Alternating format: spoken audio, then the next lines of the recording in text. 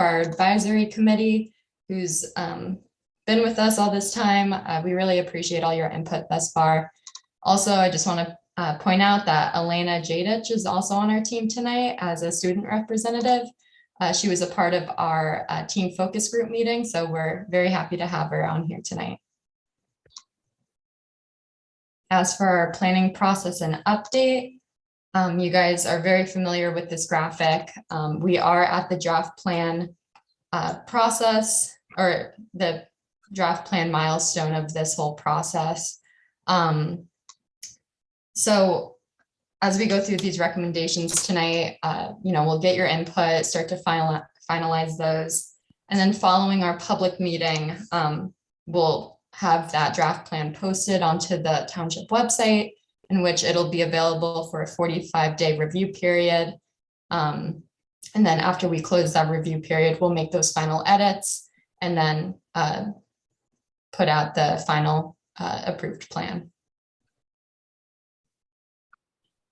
And our project schedule, our next public meeting coming up will be a preview of the draft plan presentation, which is on Wednesday, April 19th. And then again, following that 45-day review period. And then our last committee meeting on June 12th.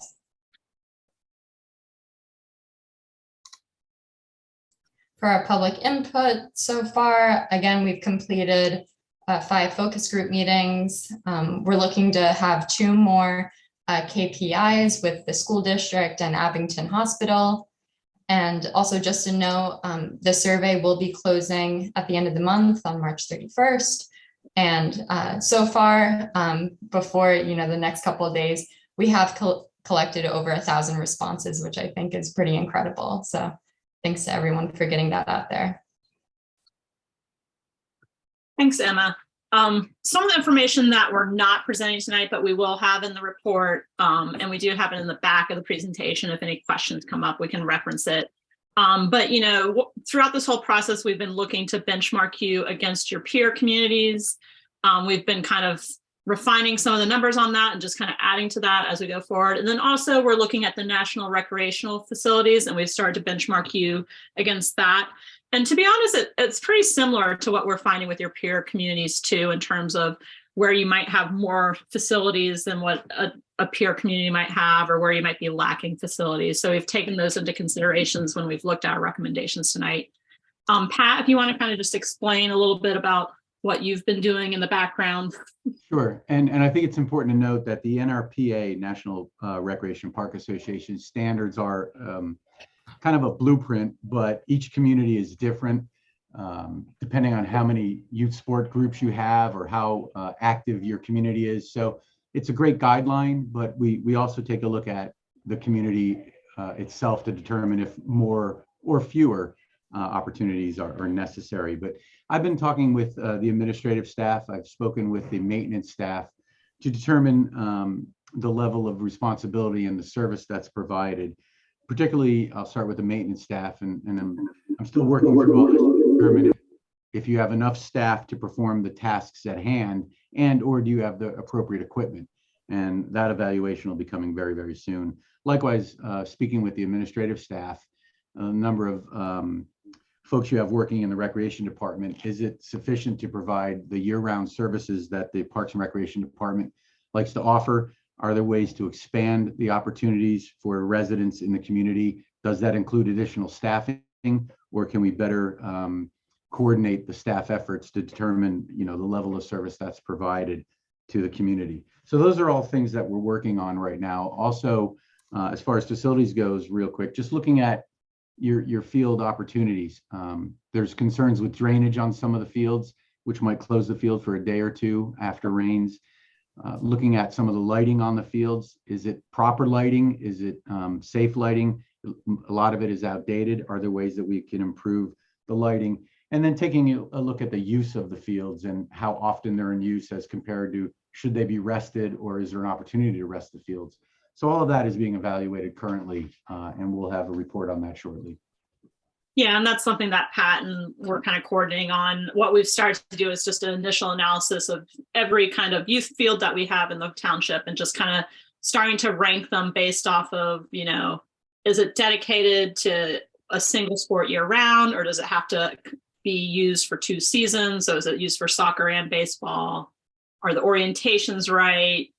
Does it meet current design standards? So we're starting to kind of evaluate each field individually. So we start to understand, what are your best fields? Which ones maybe have the most issues, and kind of as a way to think about where you want to invest in kind of fields moving forward, as kind of just one level of analysis on those fields. And Sarah, can I just add to that? Yeah. And I think we talked about this at the public meeting, but I just want to make sure everybody understands that what's happening in youth sports in particular is we're starting kids at a younger age, right? When I was younger, I started playing youth sports at age 9. Now they're starting at age 3, 4, 5. So you have that many more users on the fields that were built in probably the 70s, 80s, and 90s. So you're getting many more teams and many more practices. Likewise, the season, back in the day, we used to play baseball, then we went to maybe summer sports and then soccer and then basketball. Now we're playing baseball year round, or soccer year round. So we're starting kids much younger, which has more folks on the fields, and we're playing much longer period of time. So those fields that worked in the 80s and 90s just can't accommodate the need right now. As you may recall, many of the fields have, you played baseball in the spring and then you played soccer in the outfield in the fall. Well, you're playing soccer and baseball both seasons now. So there's a real field crisis, especially in southeastern Pennsylvania. Thanks, Pat. So what we're going to do is we're going to dive into goals, objectives, and recommendations. We'd kind of gone over the goals with the last committee meeting in public, so we're kind of building on that last thing. So for each goal, we kind of have the overarching vision. Then we have the goal itself, and then kind of the objectives that support that goal. So we had identified 5 goals at the last meeting, and we're not going to go through all the objectives tonight because we kind of went through that last time. But what we really want to kind of focus in on are kind of the recommendations. So for each goal, we have a group of recommendations. So this is just kind of a summary of everything, and we'll kind of dive in deeper into each topic. How we've kind of set it up is each goal kind of has its own spreadsheet that dives into each recommendation, and then what are the focus areas of that recommendation. With that focus area, we would assign a priority to it. We've kind of left that blank tonight because we wanted to kind of hear how people feel about some of the different recommendations and focus areas. And then start to identify partners that might be potential partnerships, and kind of seeing this objective met, and then also looking at funding opportunities. So again, the priorities, partners, and fundings will get flushed out as we move forward, but we kind of started to take a shot at some of those. So what we're going to do is we're going to dive into each recommendation of the first goal. This was a preserve and enhance goals. So we're looking to identify strategies to restore functions to townships' natural systems. So the first goal of this is, and I apologize, I just need to move a toolbar here. Negotiate with private landowners to preserve open space lands via land conservation easements. So we've kind of identified a series of 6 areas throughout the township.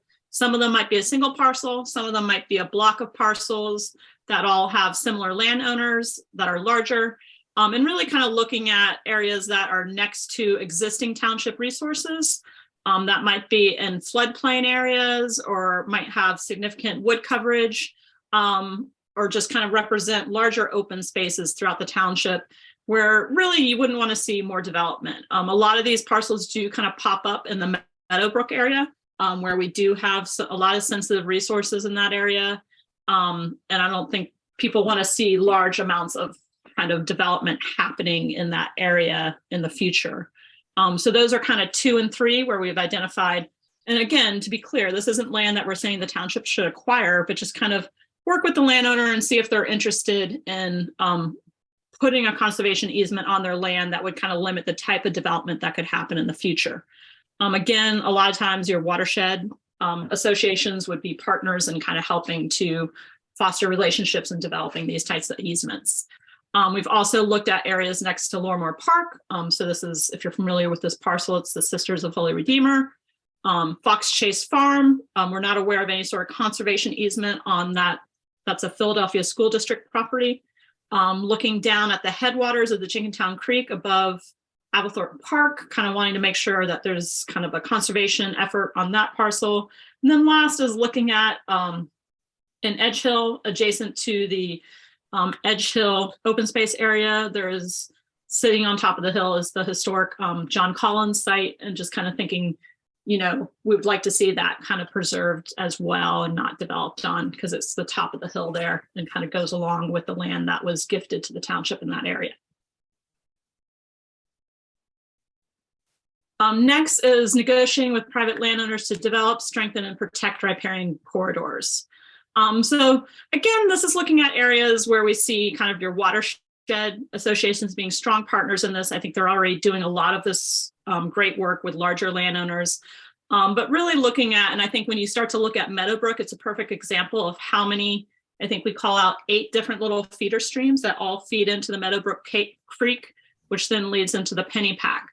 If you're familiar with where Meadowbrook hits the Pennypack, that's often referred to as the Beth Ayres Swamp. So we do have a lot of water resources that come in there. So working with landowners to really help them understand what a riparian buffer is, how important tree coverage is, and really kind of having an education effort with those landowners. One great example, if you've never been down Dell Road, it's kind of located in this area. It probably has one of the older blocks of contiguous forest coverage in the township. And the stream actually runs kind of down the road. It crosses the road in kind of a open ford situation. It's a really neat road, but you really understand how tree coverage has really helped protect that stream throughout the past century, because it is still a very functioning stream corridor. So like we've identified that because we want to make sure that tree coverage stays in the future, right? And it is an older block of tree coverage. Identify remaining properties from FEMA-PEMA buyout on official map. So we'll talk a little bit more about the official map moving on, but we just kind of wanted to put this as a goal. In the late 90s, the township was very diligent and kind of working with the Temple Sustainable Watersheds, I'm getting that wrong, to remap the floodplain. So that's a national document that kind of dictates what the floodplain is. And then based on that, worked with PEMA and FEMA to kind of buy out houses that were in the floodplain or the floodway. And this is really a life and safety issue that the township is still very diligent about paying attention to. But in some cases, those buyouts, either there were landowners that chose not to be bought out, or there were just properties that didn't need to be bought out that now are kind of these little tiny islands inside township open space. So it really kind of limits being able to address the whole area as one kind of restoration project. So our recommendation would be to kind of start to identify those parcels and get them on an official map. And again, putting something on an official map doesn't hold the township to acquiring it. It just shows the community intent for that land. Sarah, can I jump in there? Sure. I think related to that, there are some parcels that we have purchased that are just kind of like very extremely passive. Like there's one strip on Beta Road where we bought out 5 or 6 properties, and I mean the trees that were between the homes are still there, so you can see the outline of the old properties. So I mean, I think in addition to identifying those islands out there, I think there's also open space that's just, it's beyond passive that we should, focus on. Yeah, and I think we'll kind of dive into that a little bit, but the Beta Road is a great example where you have 2 areas of buyouts, and then you kind of have 2 houses that weren't necessarily recommended for buyout, but they kind of become this island in township open space that, currently is mowed, but really should it be mowed? Should it be something more natural? And that's something we kind of explore. And that kind of leads right into the idea of, defining the park system and your kind of land holdings as either active recreation or a passive preserve, or even kind of, as Matt was alluding to, maybe just passive open space, right? Where you're not really intending people to get out there and use it actively. Maybe it's managed just for resources. So obviously our active parks, we all kind of understand what those are. They're where we go to play games, basketball, playgrounds, trails, baseball, sports fields, those types of activities. And then looking at kind of the passive open spaces, it's got a little trickier to define. we have Applethorpe Manor as kind of passive because there's really no active recreation happening, even though you do have trails, you have kind of gathering events that take place there. So really there's kind of maybe, again, looking at different tiers of passive open space. Is it really meant to be natural? Is it meant to have some human interaction? I think we can kind of delve into that a little deeper and really start to define these. But really, the whole idea is to kind of create the branding around these so that people understand the importance of these spaces and how they're meant to interact with them. And then last, we've talked about this too in the past, is kind of coordinating park branding with the watershed education. So again, maybe working with your watershed associations to kind of help identify a park if it falls in a certain watershed. And this really kind of works with your MS4 plan in terms of education. So people really understand the importance of these open spaces and how they work with our water systems throughout the township. Okay, so moving to the next goal. This is steward park resources. So we want to ensure that the township park system meets current and future community needs, addressing all ages and abilities. So we do have a series of 7 recommendations under this goal. Some of them get a little more specific, some are more general. The first one is really to kind of look at those open space areas and some of the larger ones and develop preserve stewardship plans. So a stewardship plan would look at kind of the health of the land, assess invasiveness, assess canopy gaps, and really start to come up with a strategy for how to manage and restore, when appropriate, areas within your open spaces. And we really see these as critical because in Southeast Pennsylvania, you no longer can just leave a forest to itself. If you leave a forest alone, because of the pressures of invasive and deer and storms, extreme storms, you start to lose that tree canopy. And then you end up with erosion issues from invasives that aren't holding in the soil. So we really want to focus on that. So we've kind of identified ones where we don't know of our current stewardship plan that is in place for the site. Identify parcels for acquisition to meet future recreation and open space needs on an official map. So again, this is kind of our first shot. And some of these are areas that you might think, wow, number 3, you're saying Huntington Valley Country Club. Do we really think Huntington Valley Country Club is going to be sold anytime in the next 100 years? Probably not. But if it is, you want to identify it as an important recreational resource for the township. So this is really where you start to look at, because as Pat said, you're pressured to kind of look at where can we find land for fields or other recreational needs to meet our community. There's not a lot of open land in the township, right? So we really need to start to get creative.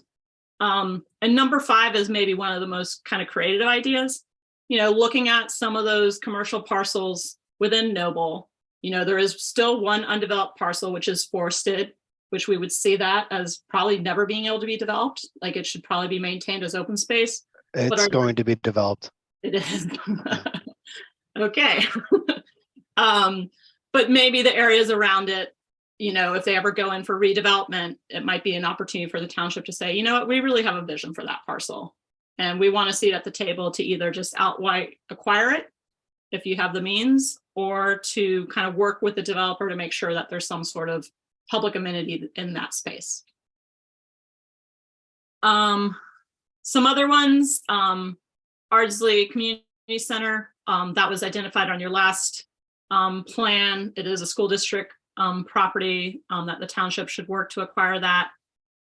Some of the properties that we had identified for conservation easement, we also think are ones that the township might want to consider acquiring as well. So again, that Edge Hill parcel, the Sisters at Holy Redeemer at number 9.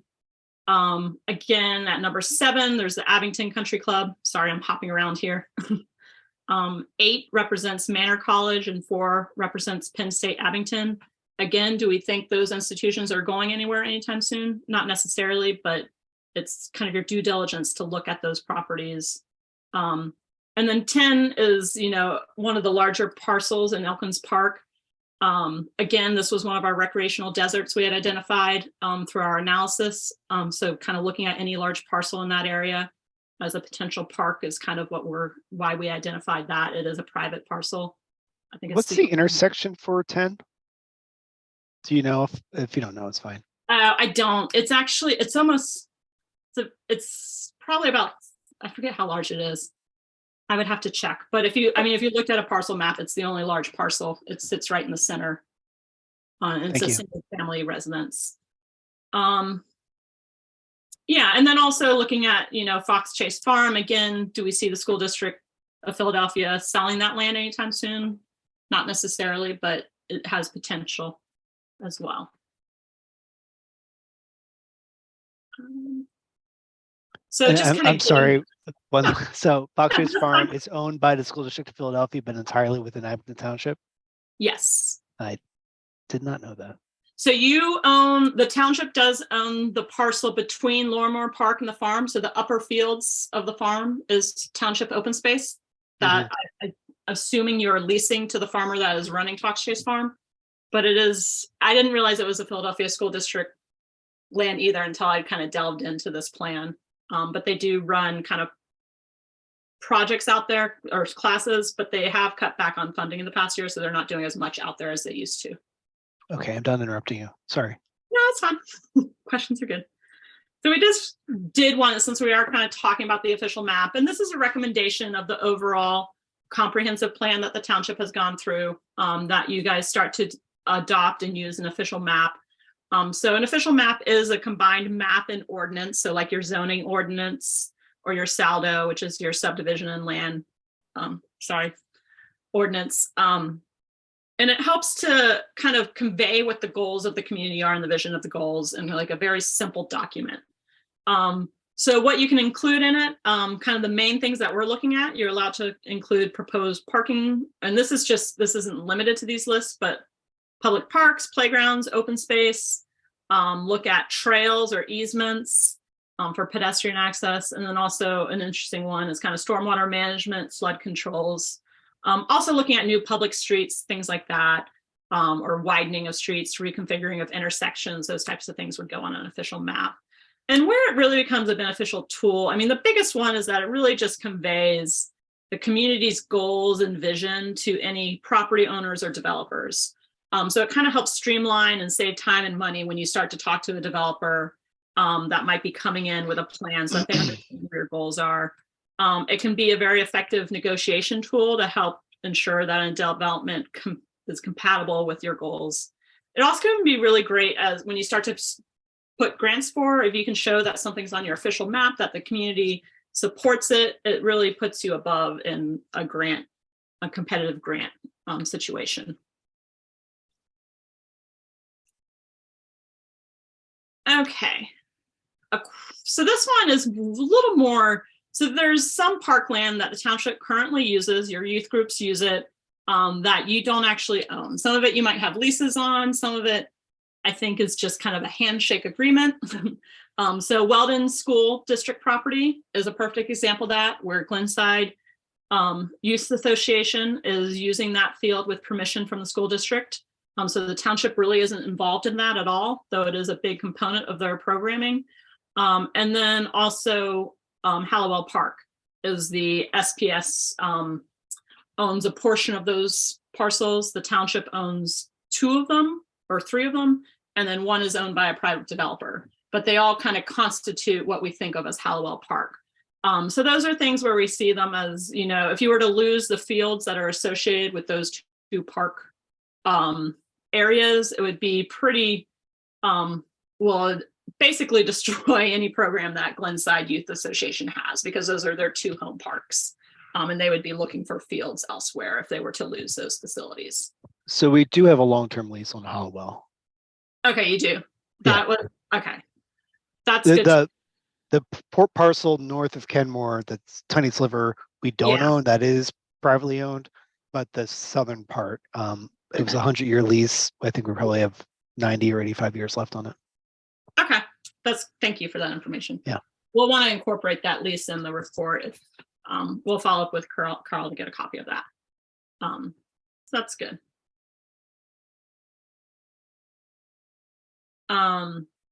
Develop and update park master plans. So here's a list of plans that are parks that either have not been developed at all to date or have no facilities, or that, we put the years that kind of facilities were built, and kind of how things really haven't been planned since then. An example of a current master plan, Pembroke Park did have a master plan done in 2011, but since then, improvements have kind of gone against the recommendations of the master plan. So it almost needs, and with the pool, looking at any sort of pool improvements, that's why we have that listed for a master plan again. Also, 10 years is kind of a long time since doing a plan to kind of determine if it still shows what the community wants. So with these, with each of these parks, with older facilities, trying to look at how the fields are being used in them, how to incorporate new facilities, we think, really warrants looking at an overall master plan. For something like Baderwood Park and Coates Preserve, we really think, how do those two parks work together? And they kind of could be done as master plans. A lot of these, Cresmont Park and Pinburn Park, maybe those master plans are done as a coordinated effort, since they're both looking at pools and how those pools serve the communities. So I think there's a lot of room here where you can kind of double up planning efforts. Some of them might just be a mini study, like Applethorpe Park might just be a really mini study to be like, how do we want to see it evolve? How do we move things forward in Applethorpe? Just to make sure that, when changes are made in the parks, they represent what the community wants to see and people kind of understand what's happening in those parks. This one we've talked about a lot, but really kind of looking at your parks with lighting, just looking to modernize lighting, make sure it's efficient. So looking at kind of LED lighting, modern field lighting really limits the spillover of lighting, as this picture demonstrates. And I think even possibly in some cases it can be considered dark skies friendly. I said where feasible because I wasn't sure, but I'm pretty sure this field here is a dark sky friendly field.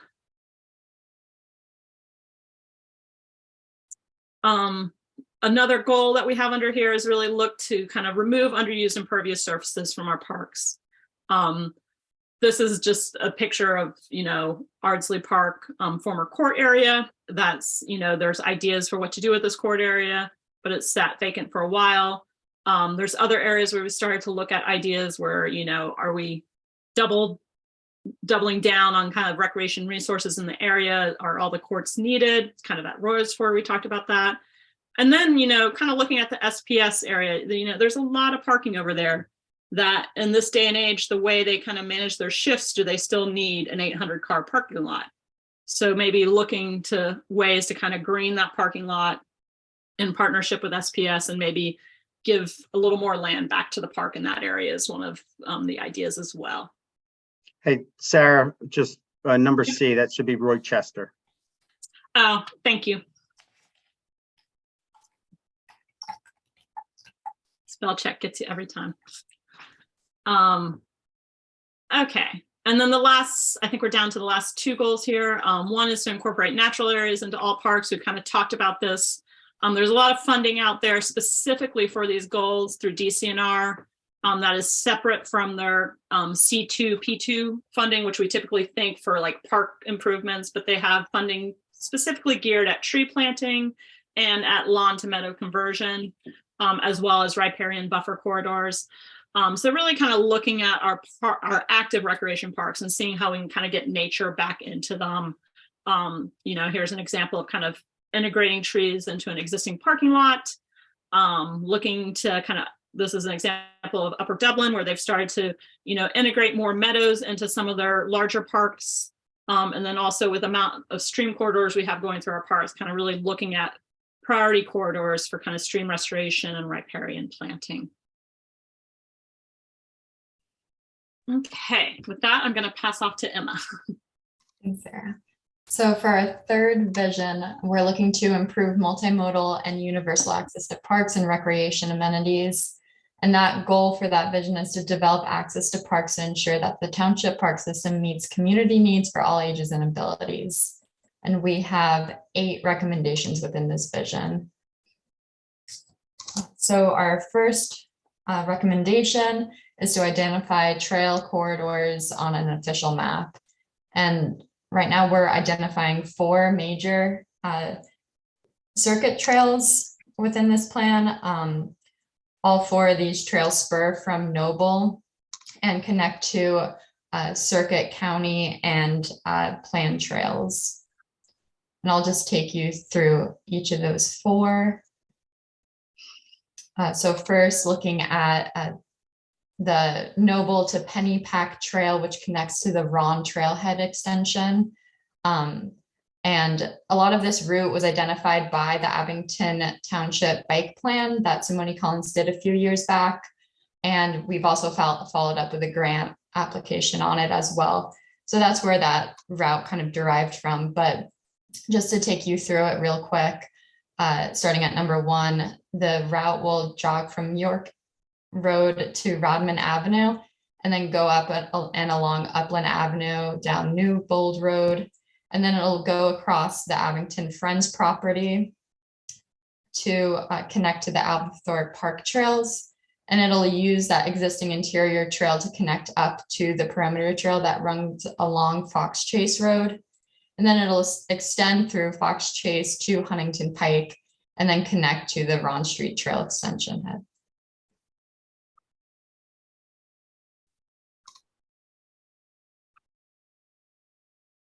Also, we're looking at a trail connection from Noble to the TTF Greenway, which is a planned trail.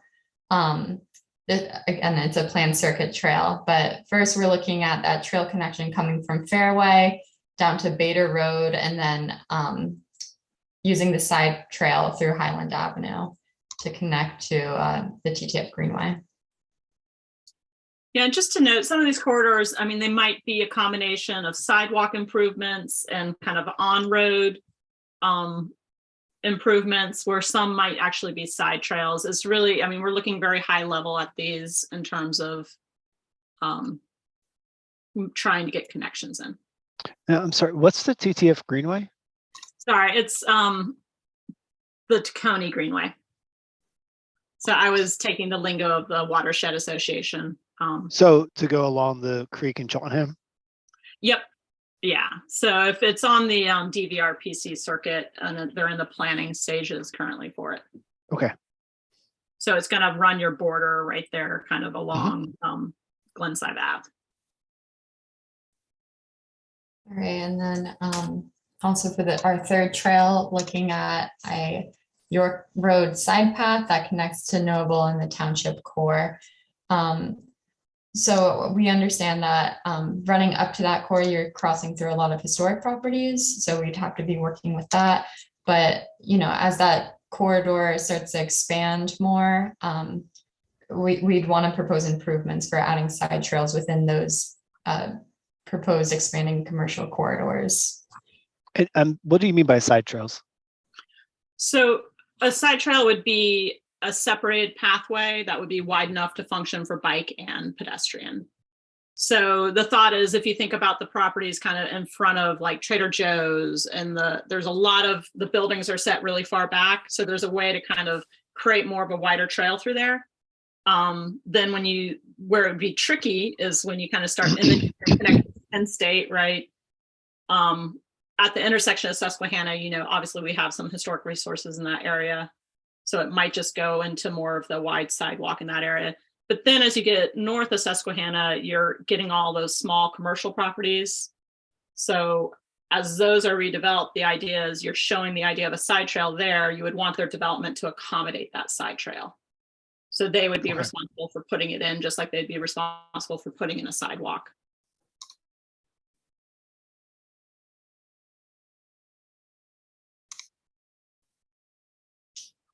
So our 4th proposed trail falls into our 2nd recommendation, which is plan for future trail initiatives. So this stretch of the trail, we would recommend having a feasibility study done for, since it runs up Fairway and Valley Road. As we know, there's a lot of streams, as well as private properties that it crosses through. So if it crosses through a private land, you have to obtain an access easement. So again, we're going to want to look at a feasibility study being done throughout this corridor. And again, just to walk you through it, it would start from the fairway and go up to Valley Road, and then go into an off-road trail through the golf course. And then the trail could spur from one of two options. One, going up north and partnering with the county and Lower Moreland Township to connect to the Pennypack Trail, or you could keep the trail within the township and use the former golf course underpass in order to connect to the Pennypack Trail. Yeah. So Go ahead. this is probably the one thing I'm most excited about. I'm just curious about it. I mean, however to get it done. But it seems to me we have SEPTA running right through this. I mean, are there right of ways we can share with SEPTA to possibly make this easier? The only trail precedent I know of where a rail trail and shares corridor with the trail is the York County Trail. So that's I forget what rail corridor it is, but literally the trail runs parallel. Well, it's a pretty wide trail, so wide that they feel the need to even have a fence in between the two. I don't know that. I mean, the SEPTA corridors tend to be pretty narrow, and since they're elevated, I think running a trail corridor through there probably isn't going to be feasible. Okay. But I think with the fairway, you definitely have options there through redevelopment to get a pretty well established trail along the fairway. I agree. You have homeowners association land at Rydell that gives you options to maybe negotiate. And this was identified in the past open space plan for, township to acquire part of that. And maybe the thought was to get a sidewalk and trail improvement off the road. Carabrick, there's a really weird thing. If you look at kind of the parcel maps, Valley Road used to follow Old Valley Road, right? So there's landowners that own land on both sides of Valley Road, and Valley Road actually cuts through their parcel. So you kind of have these orphan parcels on the east side that have potential that maybe they're not of strong use to those landowners. So I think there's definitely options here, but it does require a lot of negotiation. At the very least, we know we have bike lanes. There's a way to reconfigure them to make it feel safer.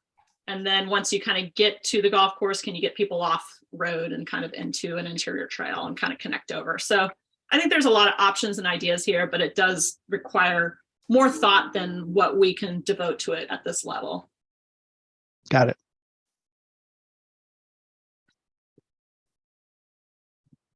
For a third recommendation, we're looking at access improvements to and within parks.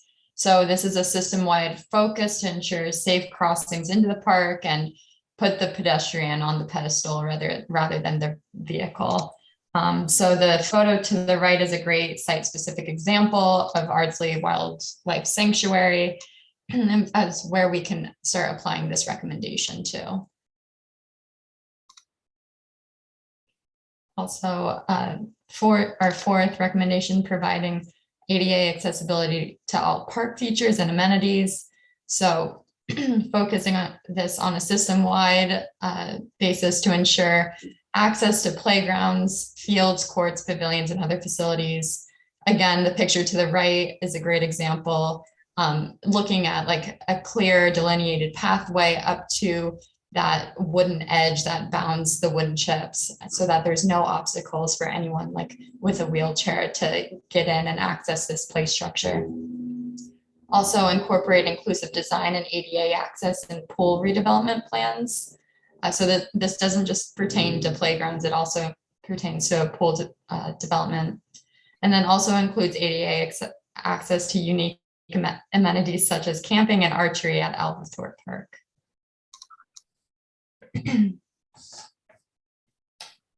For the fifth recommendation, provide ADA surface trails in the larger parks. So our focus parks would be Crestmont, Penbryn, Rochester, and Hollowell. For our sixth recommendation, looking at resurfacing existing walkways. And again, our two focus parks would be Ardsley and Roslyn. You can see in the picture on the right, this is a photo of Ardsley Park, where that asphalt path meets Stone Dust Trail. We use Stone Dust trails all the time. We think they're great. However, like after a period of time, they do get washed away when they're not maintained a lot. So, those sediments are carried into, the grass and trees that are adjacent to it. So to consider these maintenance demands, we would start proposing asphalt paving in the park areas instead.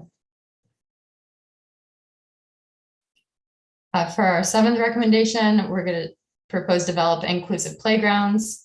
So further recommendations of current master plans for township inclusive playgrounds. This is specifically regarding the Rochester playground, where an inclusive playground is being proposed in. So looking at that further, and also focusing on system-wide, incorporating inclusive play design principles and playground upgrades.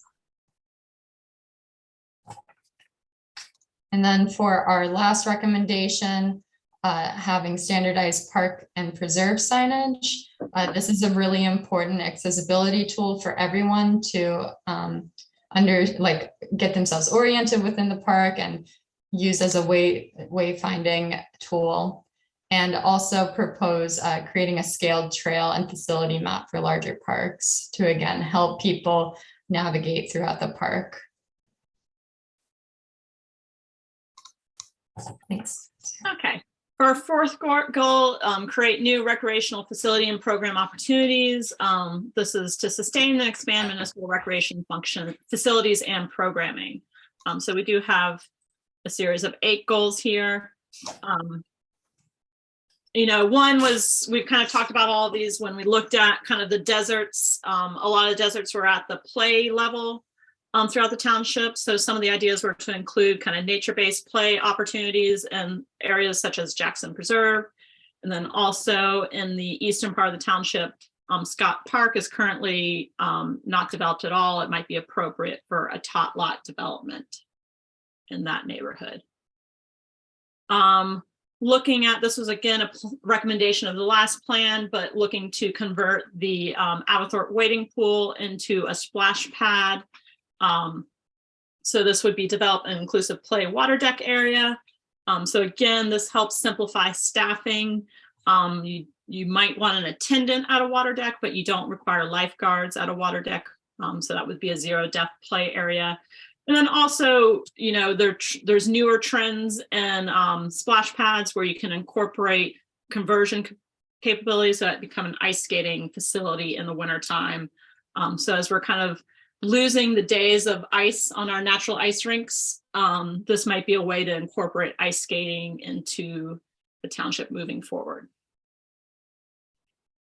Looking at redeveloping the pool facilities, again, this is based off of the recommendation of the 2018 pool feasibility studies that were done. Both pools were recommended for renovations. So this would be something we'd recommend the township move forward with, since both are kind of at the end of their life. Develop a community building feasibility study. So this was something that got a lot of weight from the survey, or a lot of traction, I should say, as well as kind of feedback at many of our public meetings. So really the first step is to just kind of undergo a feasibility study, explore the model of community center you're talking about. Is it a neighborhood community center, kind of maybe similar to the Ardsley neighborhood community center?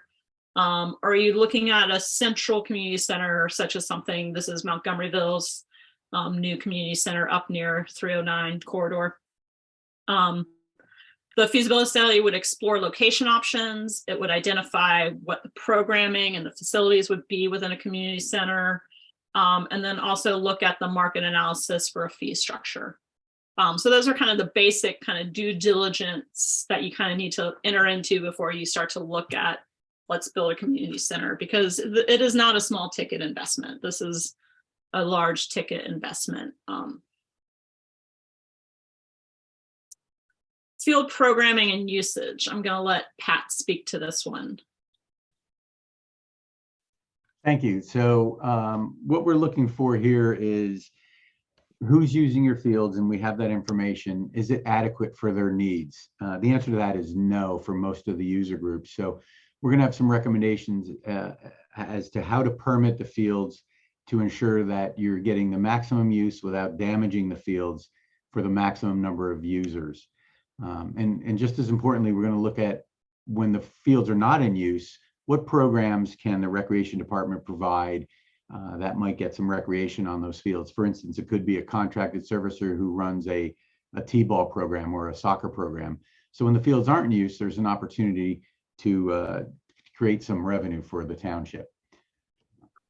Looking at the fields and the requests from the many groups that we have, we can see that there is a shortage. And again, I think that goes back to we're starting younger and we're playing longer. Thank you, Sarah. Yeah. I think it's also important, and we believe that to coordinate and create some memorandums of understandings with the school district and other private entities to determine exactly who is responsible for what, so that user groups or other organizations that use them understand that, okay, maybe the Parks and Recreation Department is going to be cutting the township-owned fields, the school district is going to cut the school fields, but who's going to line them? Who's responsible for canceling games if the field conditions are bad because of weather, and what equipment is necessary and who provides that equipment. So there'll be recommendations for all of that, as well as some sample memorandums of understandings that could be in use by the Recreation Department when dealing with the different and various partners. That also applies for not only the school district, but also the user groups. I'm sorry. Yeah, I think you might be speaking to another goal there. Oh, I'm sorry. I might have gotten our goals a little out of order. So this one was specifically looking at program scholarships. Oh, okay. Well, thank you. So I'm in reverse order. It's my apologies. So one of the things that in talking with the staff is trying to determine, with the vast socioeconomic status of the residents of Abington, how can we assure that everyone has equal access to the programs and opportunities to participate? And right now, it seems to be that there's no standard in place or no written policy. And I think oftentimes staff is trying to determine who qualifies and who doesn't based on their judgment or their experiences. I think a written policy needs to be in place so that folks are vetted to determine if they do in fact qualify for scholarships or reduced rates. That would assist the Parks and Recreation Department greatly so that they don't have to make case-by-case decisions. They have a written process as to who would qualify and who doesn't. That could be simply something as, if you qualify for lunch assistance at the school district, maybe you qualify for a program or at least a reduced rate. So defining that in a written form will be certainly a recommendation. The other goal here is continue to foster relationships with the library. Your Parks and Rec department has a great relationship with the library. I know both your department heads communicate regularly on how they can coordinate. I think there's ways to kind of, one, maybe make it clear to the public that there's kind of library resources that interact with our parks, because it is kind of on its own website, so you wouldn't necessarily see it on the Parks and Rec website. A great thing that the library offers are activity checkout kits. So you can check out a birding kit where you can get binoculars. I think there's a pickleball kit. There's all kinds of different kits you can check out from the library. So maybe coordinating with them to maybe identify more kits that might work well. And then also, a great example that we're seeing more often is kind of the storybook walks, where you get people out in the park walking and kind of reading with their children, is another great program that I know the library is looking forward to kind of implementing with the Parks Department. But again, just kind of looking at the library as a great resource that does offer a lot of programs and making sure that there's kind of a more, and I'm jumping here to the next goal, maybe we'll get on to that in a little bit. The last goal of this section is to incorporate new facilities and programs based on recreational trends. So, some of these we might look at specific parks and think it might make sense. So like a ropes course or a tree walk is an idea that's kind of been thrown out for Applethorpe, where you do have some really active activities going on, but some significant tree canopy to kind of get people up and into to experience those types of activities. Others might need some thought as to where a community gathering space could take place. Currently, Aberthorpe Manor does have a kind of amphitheater lawn, but it's not really used for community-wide events. So that might be something on the official map that we want to think about, where we can gather as a community on 4th of July or other times of the year. We've started to implement pickleball in the township, but still kind of maybe not as many courts as the trend is demanding these days. So that's something to just kind of keep an eye on moving forward. A synthetic turf field, so really kind of looking at, you do have your existing one with the Hunt Club in Pinbryn Park. But with looking at the fields, there might be recommendations that we should be looking at more synthetic turf fields to really meet the demands of our sports programs.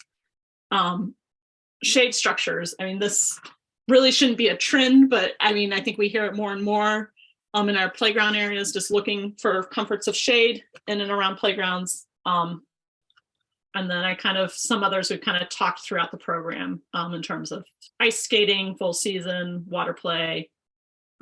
Destination playground ranked really high on the survey in terms of an amenity, and what you're doing in some of your other playgrounds, maybe upgrades to them could kind of start to meet that need of more a community playground that you seek out.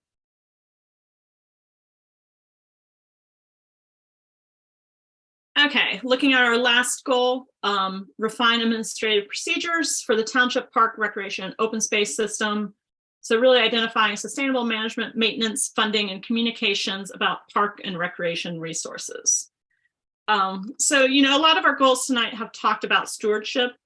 So one of the things we really want to look at as a recommendation is that you start to kind of consolidate all your local knowledge. So this includes your park maintenance, your great team at Briarbush, your engineering department, your Shade Tree Commission, your environmental advisory council, and then your watershed associations, and really start to look at developing a stewardship department, because your parks department, in terms of their maintenance, they're tasked with maintaining very specific active park amenities, where looking at kind of stewarding your open space is kind of a whole new idea in itself. So we really kind of see that as moving forward. One of the funding programs we've looked at this is DCNR has a peer writer program that's typically geared towards counties where you might have a lot of small communities that need to develop a program director for Parks and Rec.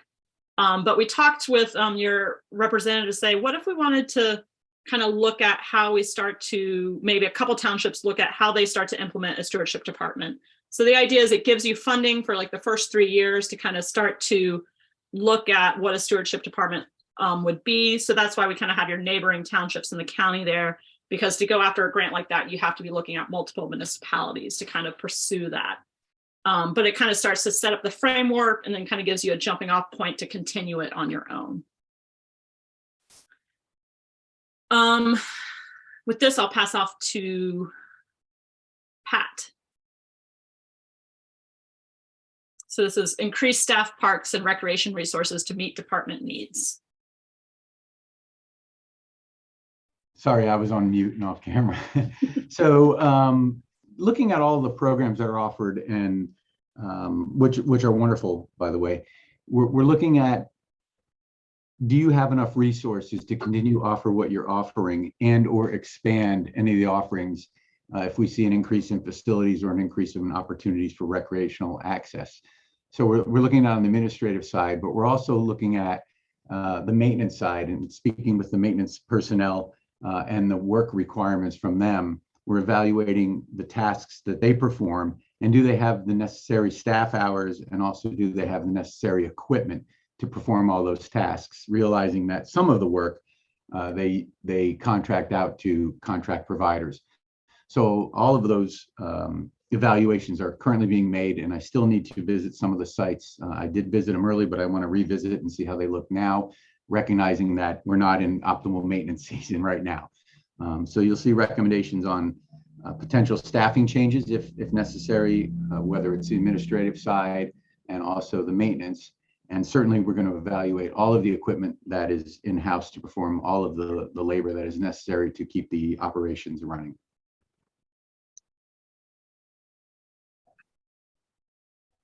The other thing we want to look at is, as I've reviewed the parks and the playgrounds, some are older parks and playgrounds, and there doesn't seem to be a system in place for revisiting those every few years, or setting up a schedule that, every 15-year playground equipment should be replaced, because the life is about a 15-year lifespan.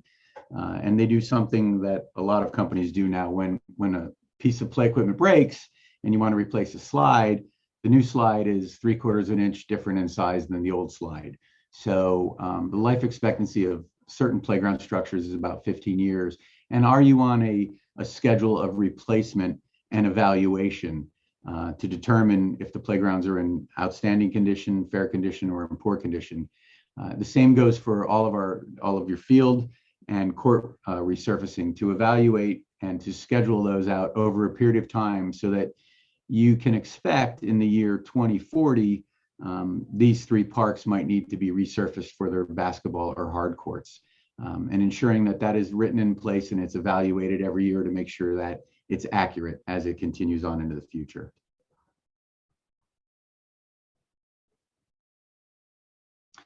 We also want to look at your recreation software package. And I think there's absolutely some room for improvement here, and to see, are you able to track all of your data? And I know on the maintenance side, that's performed pretty well with the tasks and then when the work is completed. But are you coordinating in one spot, a central area where folks can come and find information? And do you have the access through your software to email, to text, and to contact all of the folks in your system, or those that are just in particular classes? And the registration system, is it easy to understand for the user when they register remotely, or if they come into the township building? It also will allow you, a new recreation system could allow you to integrate all of your sports data group, assign fields and permits, and monitor the use of those. And then those folks will be able to log into that system and see who is on which field at which time, or who is supposed to be on which field at which time. All of that would be available to all of the resident and all of the user groups, and it will ease in the tracking and the history of all of the participation that you have in your programs and on your facilities. It will also show all of your reservable spaces, pavilions, or potential classrooms, and people can go on a calendar and click and see what's available prior to calling the township, so that they know what spaces are available for them to reserve. Yeah, so with that, we kind of, and this is where I'm starting to get ahead of myself, really kind of using something like that new software to really start to coordinate website and social media and publicizing programs. I think the township does a really good job at this right now with the tools that they have. But, we do hear throughout the process, like, it's hard to find information. And I think part of that is just because information's coming from so many different sources. Like, do I need to go to the park site? Do I go to Briarbush, which there is a good link between that? Do I go to the library? Am I going to the Shade Tree Commission to find out about a tree planting program? So really, or am I going to an individual athletic league's page? So really, like, trying to figure out how to consolidate all that information so that all the opportunities that are out there for kind of getting involved in your parks and your rec are kind of in one central hub.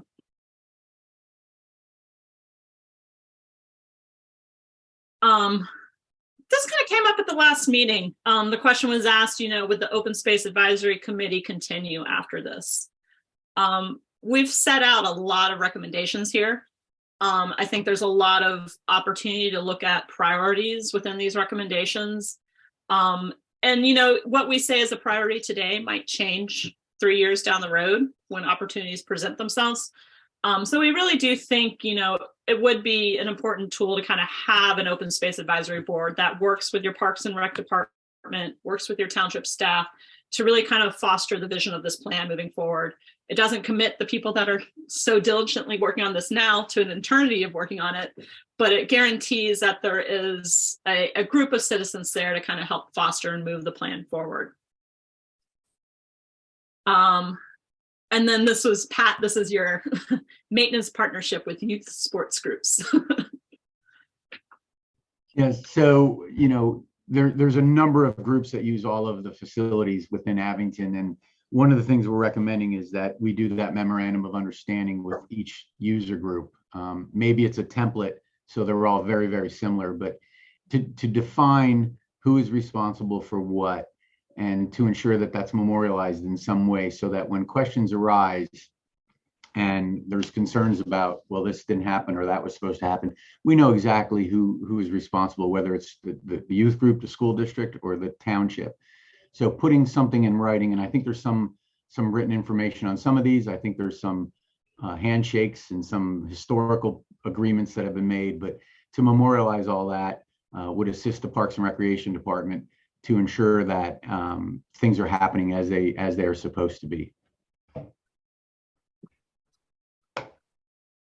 Okay, so we go back to our original existing land composite map here, and then kind of, you know, all the recommendations in terms of a map recommendation kind of combined all into one, showing your existing lands as well, as kind of a point of just finishing. And I think, you know, we do have a few slides on funding, so I'm going to hand off to Pete. We just have, or to Bill, we have 2 slides here, and then we'll open up to committee discussion and questions. Thanks, Sarah.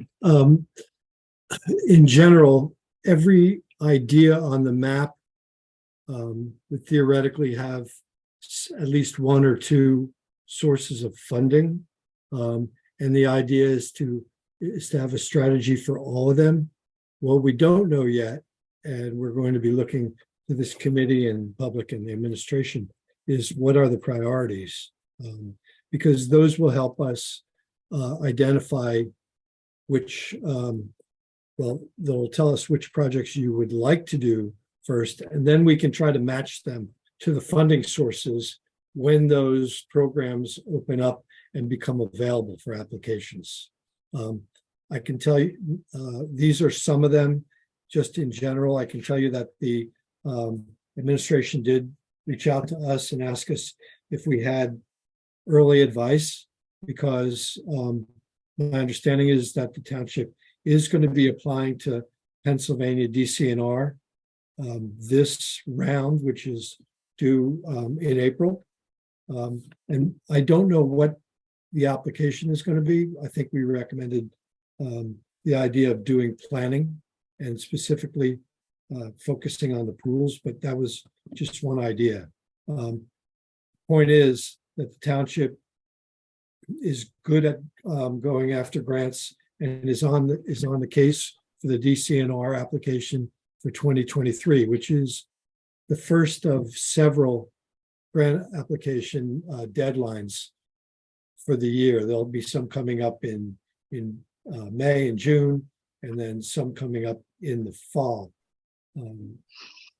We're ready after this public meeting that's coming up, get feedback from this committee on priorities, and then we'll start to really zero in on which programs would best suit each improvement goal, whether it's a trail or a park requiring open space.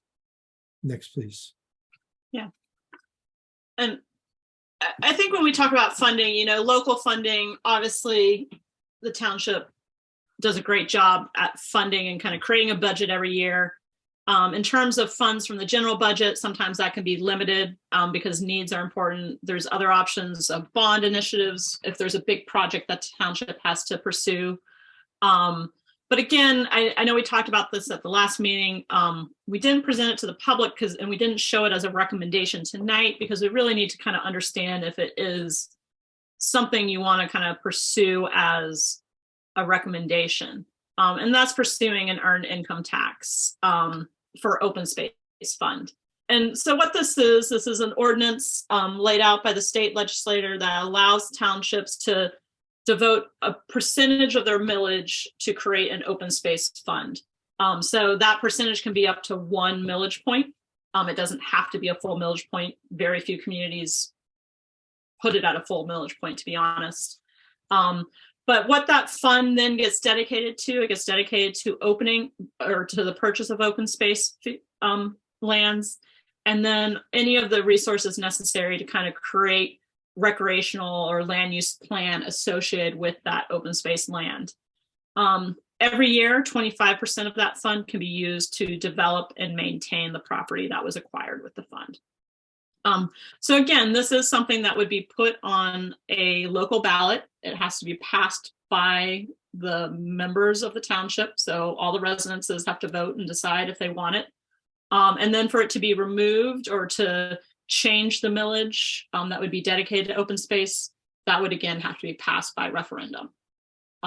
So if you were going to lower it or raise it or do away with it completely, it would be a second referendum on a new ballot in a following year. And Sarah, the funding cannot be used to maintain existing properties. It cannot, no.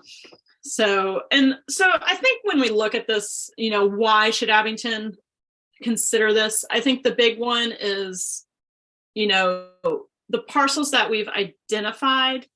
If you were ever going to be in the position to acquire it, they're going to come at a premium. They're not going to be, bargain deal parcel acquisitions. So that would be one thing. Another thing would just, I guess that's the main source. And then the idea is that once you have that funding in place and you were to acquire land, then you could start to maintain it through the fund as well.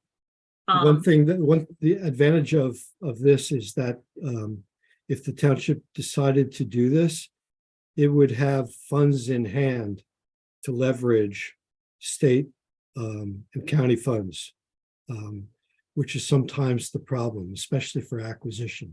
So creating a chest of funds for acquisition is immediate. It's almost required for a lot of these grant programs to have your match in hand. And so this is one way to do it locally. And is there a time limitation on how long we could hold the funds before okay. Because he's levying a tax next year and not having opportunity to use it for 20. Yeah, and it might get to a point where you feel like you have so much in the fund that then there's a referendum to do away with the any additional tax because you feel like you have a significant fund developed. So is there any oversight for this? So for example, like say Abington decides to make this income tax, let's say 0.5%, right? Mm-hmm. And that there's a decision, let's just say it that way, to use the funds to not acquire property, but to use the funds to maintain existing property. Is there any oversight? So somebody is going to come down and say, no, you can't do that. That funding this is supposed to be for open space and maintaining that open space. Or is there some regulating body that says, no, this funding has to go through and has to be used for this list of 4? It would be similar to any open oversight that is, currently the township collects taxes and they're tasked with using that tax money to meet very specific goals of the township. We can't just throw a cruise to Jamaica with that tax money, the staff. Wow. Okay. So I think it's kind of the same idea in terms of the oversight. I don't have a solid answer for you because I'm not adverse in municipal law, but the short answer is yes, there is oversight. Got it. Thanks. Along those same lines, is the township able to put in place restrictions on how exactly that would be done? Like what the funds could be used for within the scope of those 4 things? I guess what I'm wondering is, would we be able to set in advance the allocation for maintaining open space versus developing open space, facilities on open space or something like that? Yeah, so I think the primary thing to consider here is first you have to acquire land before you can use it for maintaining it. So that's kind of the catch-22 there.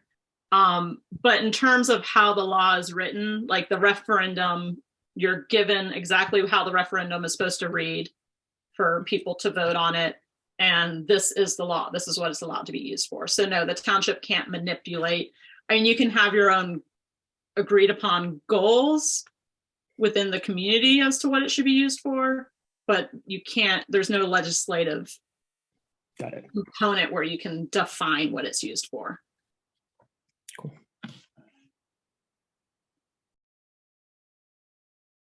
And how do we go about setting the target for the earned income tax funding, like a I quarter think percent? one thing is understanding the current millage rate, because there is, how it's assigned currently, and then what room there is even to add to it, because that is kind of it's something that, you're, I don't have a great understanding of, to be honest, but there is a formula in terms of how much can you even go up in millage at this point. So that's something that we can kind of talk through maybe with administration to understand that a little bit better. And then you can approach it from the other way too, which is, yes, we've identified 4 priority parcels and we estimate the value will be this for those parcels, and we want to acquire them over the next 10 years. And we need to have 50% of that to match other funds. You can start to look at it that way as well. That's a good point. So one thing we do know is what the tax revenue is, right? We have a pretty good understanding of what that would be. Okay.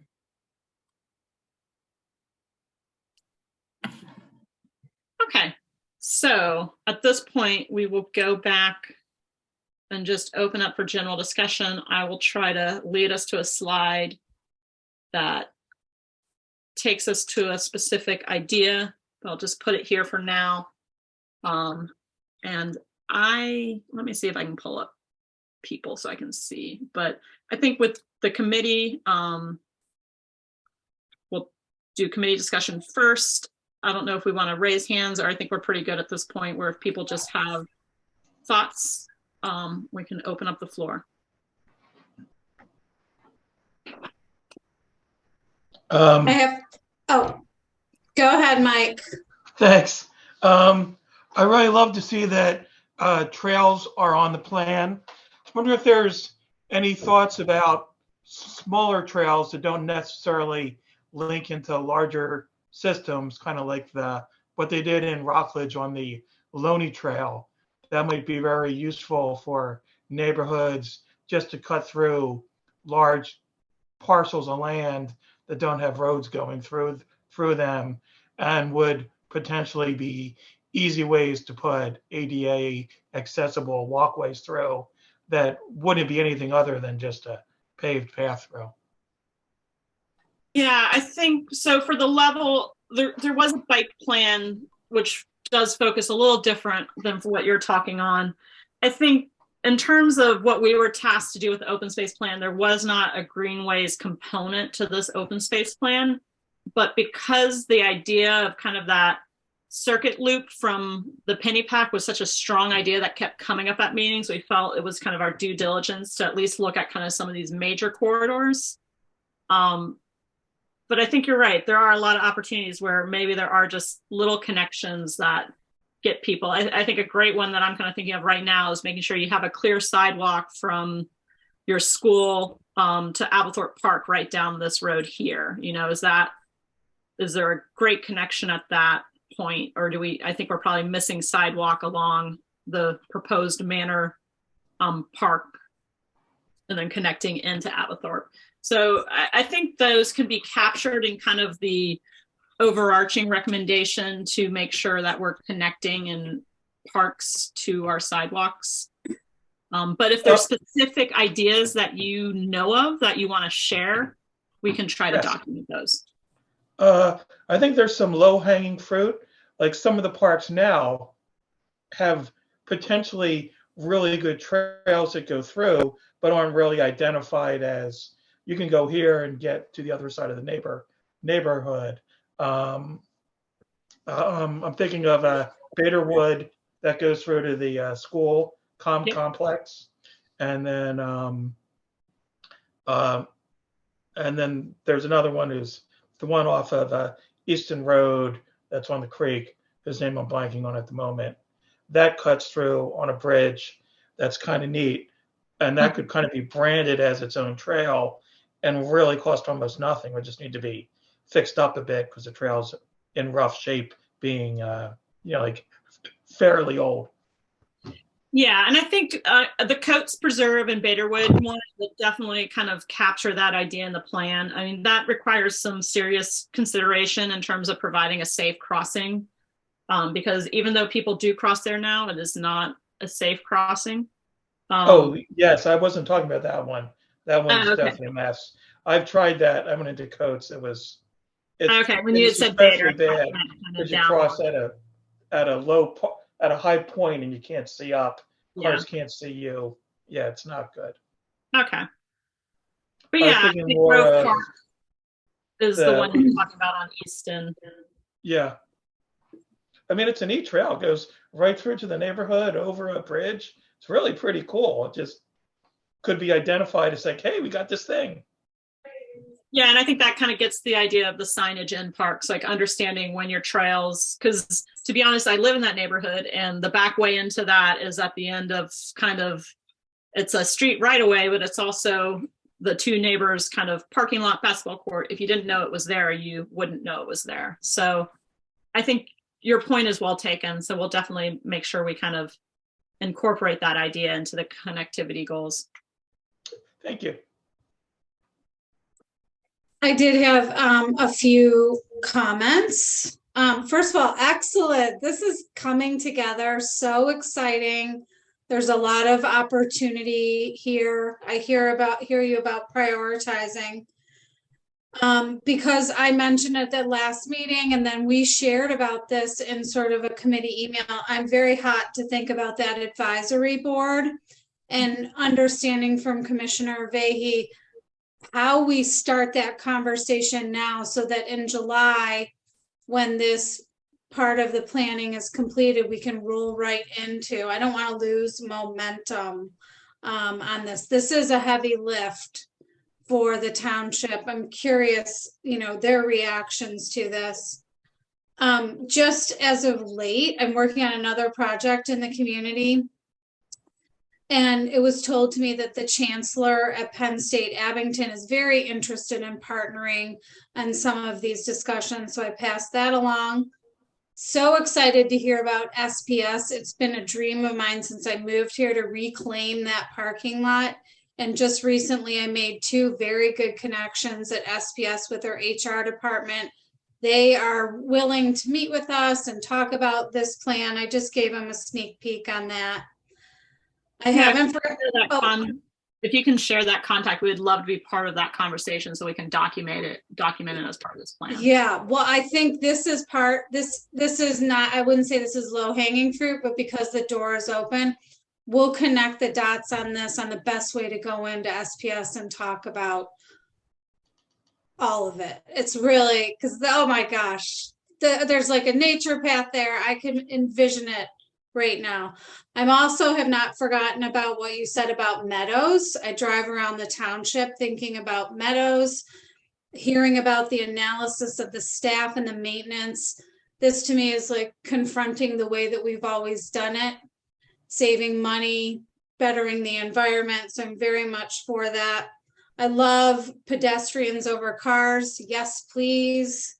I'm hearing so much about inclusivity, which was very much at, some of our beginning public meetings. So we hear this about ADA and the trails and all of this. So it's coming together so nicely. And I'm very anxious to keep momentum after this. What were the barriers to success? I heard you mention today, Sarah, about the last plan as mentioning it as in we're putting it in this plan. So I'm anxious at, not now, but before we end this, why isn't Manor Wood developed yet? What are these barriers to, to the success that we can talk about and make priorities? So I have 2 pages and that's it. Thank you. Thanks, Kristen. Just to address to Kristen's comments. I mean, I don't think it would be very difficult at all to formalize this as a standing committee. You're not going to all be voluntold to stay on, but if you're interested, I think there's room. Especially if there's a recommendation out of this work that the committee continue. I don't think that's an issue at all. As far as barriers to success in the last plan, I mean, I think it mainly comes down to money. And one thing I've been pushing for since I've started is, make sure parks are a priority and not usually it's just been shortchanged when it comes to budget. When there's tight finances, parks have been underfunded. But I think there's definitely a spirit among the current board that that needs to change. So if we continue to push parks as a priority, and balance it with all the other priorities that the township has to fund, these things will happen. And then if we fully engage in pursuing all the grant opportunities we can, there's more opportunity here. But I think most of it comes down to just money. Yeah, I think we could get creative, and I think so hearing too. about these headwaters has really been on my mind. I've been in fundraising for 25 years, so I'm like, oh, how can we get creative? And then also, when Sarah, you were talking about, can the township be bequested land as part of somebody's trust? That's Alvathorpe. Yeah, Avatar was that. Edge Hill, I believe, was a bequest.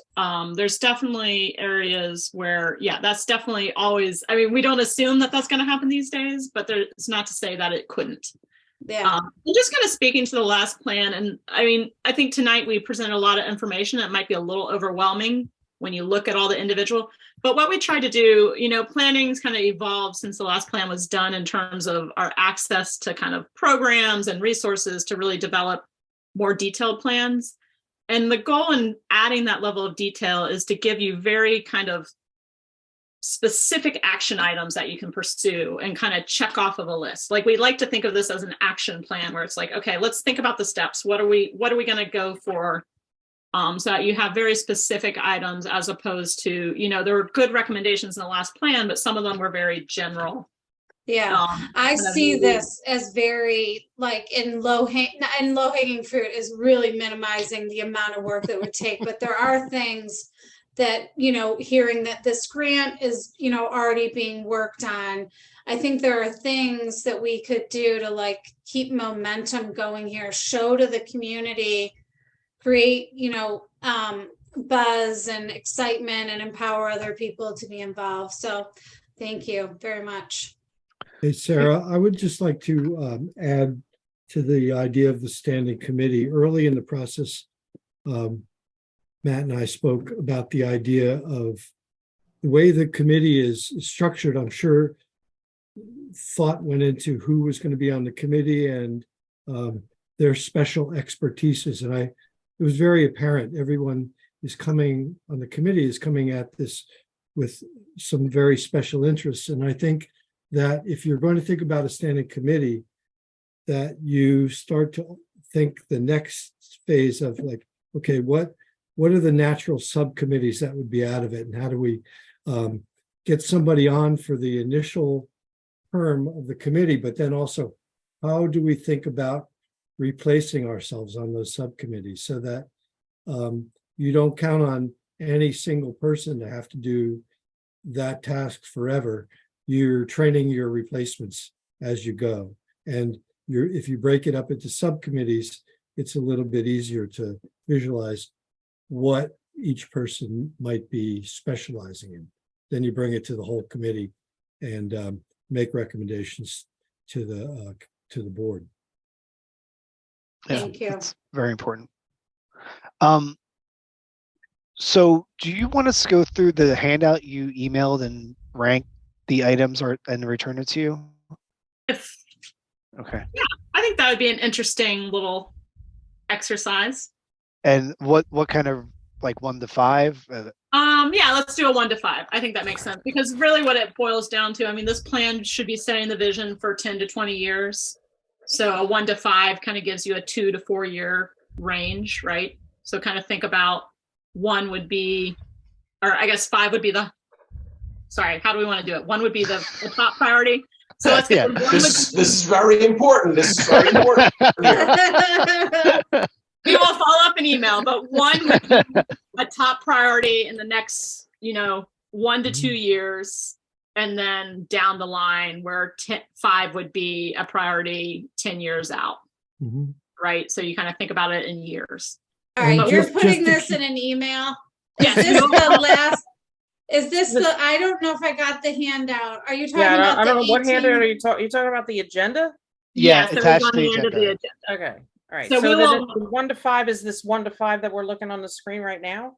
No, No, so no. Oh. no. If, So we'll if you, go s- to if you scroll down the agenda in the lower pages, you'll see all the slides, all these PowerPoints. Yes. Now it's a PDF, so you'd have to either manipulate the PDF or print it out and write it in and scan it. Oh, so Um, we're supposed to 1 to 5 on all of this. Each well, you one? don't have to do it on- on everything. Do Oh. it on the ones where you think I would, because I think if you do everything, you'll get fatigued, right? But if there's things that are really important to you, maybe you just kind of go through and you think about what are the things that are the most important and what are the things that are least important, and kind of think about it that way. Or you Right. just what talks to you, And So maybe also kind of look at it. remember that you don't have to consider a park against a trail for which one's number 1. Okay, the trails are going to have their own criteria on what's 1 through 5s. Parks are going to have their own criteria. Open space acquisition are going to have their own.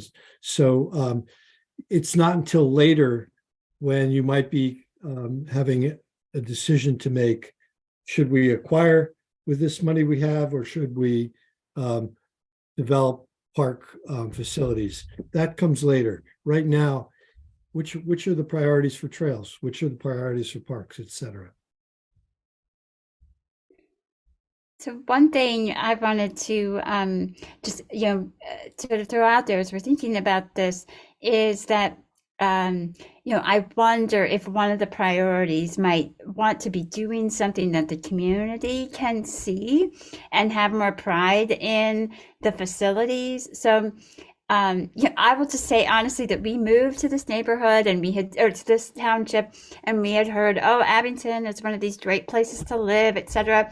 And then we went to the parks after we got here, and I was like, well, maybe it was a great place to live in like 1975 or something, but these things seem really outdated. And so if there are, I know that signage is not cheap, but thinking, is there something that we can prioritize that's relatively simple, that is like, Abington is fixing up its parks and recreation, I hear and you. you can start to see it now. We obviously can't do everything, but to kind of, I think that might create some community pride and community investment and some momentum.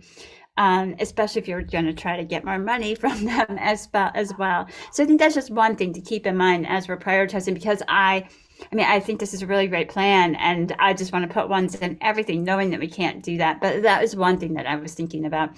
How will this be perceived for those who've not been part of this, and what can we do to show them that things are changing? I could Okay. say, based on conversations with my colleagues on the board, like we're very interested in very visible, improvements to the parks, because often people don't see where their tax money goes. So if they can Yes. see visible, tangible improvements to the parks, I think, like you say, some of them are, really dated. That could be a really big bang for the taxpayer buck. That would, make us feel good about the work we're doing. Leah, those projects I think you're describing are sometimes called like early implementation projects, where you get something on the ground, and a lot of communities or NGOs use signage because it's relatively cheap, but it's branding. So that's one way to go. Yeah, another one would be, because I think it's, the software, even though it's so technical, it would kind of give the new interface of how people interact with Parks and Rec kind of online, Yes. things like that. Because I think the one thing that I love the idea of signage and branding but I don't want it to be, well, we put up new signs and then nothing else happened, right? I don't think anyone on this committee wants that to be the result. And I don't think it will be the result, but I think that's the criticism that you may face. So making sure that things quickly fall in order, because I mean, to do your due diligence for improvements in parks, you do need to look at a level of planning that it's not going to happen instantly when you start to do park improvements. So, but there are maybe some open space areas like Deal Memorial Park might be a great place where you start to manage that differently and rebrand it so people can say, hey, look, we're not just mowing this lawn by the creek. We're actually turning this into an amenity for the neighborhood. Like maybe there's still lawn areas, but maybe they're more natural areas. And maybe look at some of the smaller pocket parks and kind of look at them where you're not looking at a park where you have a lot of interconnecting pieces and you don't want to jump the gun on doing an improvement, if that makes sense. Yeah, that's great. And the township has such great social media that I think that we could create a lot of excitement and encouragement to be involved. And of course, if we want to start right with SPS parking lot, I'm going to try to help make that happen. I mean, showing a private-public partnership towards something to really kind of address, because not only does that address your park needs, I know Hallowell, that community would love, I mean, they've come forward with ideas for that park that they would love to implement. But then partnering it with greening a parking lot and addressing flooding in that area through greening a parking lot. Yeah, that's exciting. That could be a really great win for everybody. So especially if it can coordinate with your MS4 stormwater planning. Yeah. I'm going to have to learn all about that, Bill, so I can understand which stormwater, which creek, which headwater. I'm going to really try to be able to say that off the top of my head. We need an expert there. Good. Yeah, I'm still learning it myself. Yeah, notice we call it MS4 because none of us know what the 4. We'll sound real fancy. I will sound real fancy. I did love hearing about the library and these other partnerships and the stewardship department really creating intentionality about energy and momentum moving these projects forward. I know that the folks probably on the Shade Tree Commission really are hearing that too, that there's going to be more activity around stewarding what we already have. Yeah, I'll confirm that. I think there's a lot of excitement as far that the parks plan includes such a focus on kind of expanding and stewarding the open space. I think I'm super excited about that. That is something I think we really need in the township. But I think that there's some, a lot of properties that have a lot of potential and need that focus.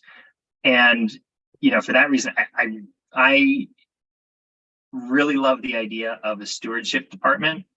I think that I brought up on a past meeting, the idea of training and things like that. And I think that the way that you had it laid out with multiple different departments bringing expertise to sort of a joint kind of stewardship focused department would be a huge benefit, because it does take specialized expertise. A typical property management contractor or a and park staff may not be as experienced in some of the stewardship management practices and things that open space these days requires. And I think the recognition and what you mentioned about the idea that you can't just leave a block of woods today and expect it to actually stay a block of woods for the next 10 years. It's going to be eaten by deer and taken over by invasives. And unfortunately, in this day and age, it does actually require active stewardship to keep them looking nice and functioning ecologically. So super excited that idea. And I don't think it's something we should lose as this goes along. And then I had one question on the land acquisition and conservation portion. The Baderwood Park, half of it's owned by the Abington School District. I wasn't sure if that was considered as a potential easement option or acquisition target, because it's a large portion of that park and comprises a good chunk of the mature forest on that property. Yeah, so would that be from like the driveway from Baderwood basically up to the driveway of the school, I guess, is kind of.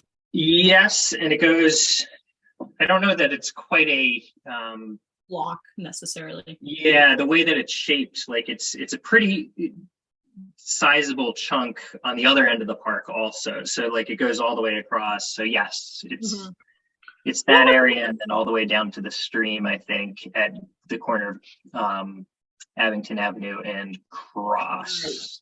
Right. Where the line kind of goes, and it's a big chunk. It's about half of the park.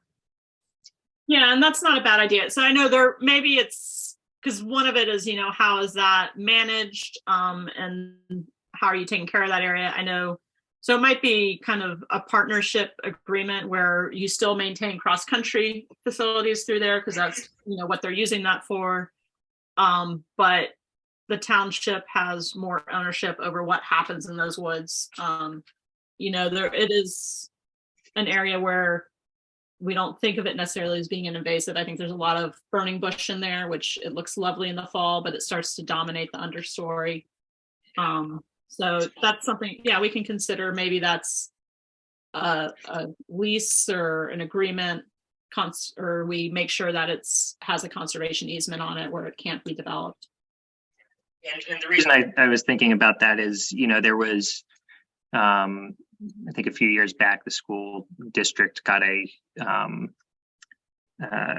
got funding for a large addition that was built on, and there was a focus around development of that property, and so shouldn't there be an interest from the school district side to develop that area of Baderwood Park? Currently, I would imagine that there's not much to prevent that. So that's where my mindset was.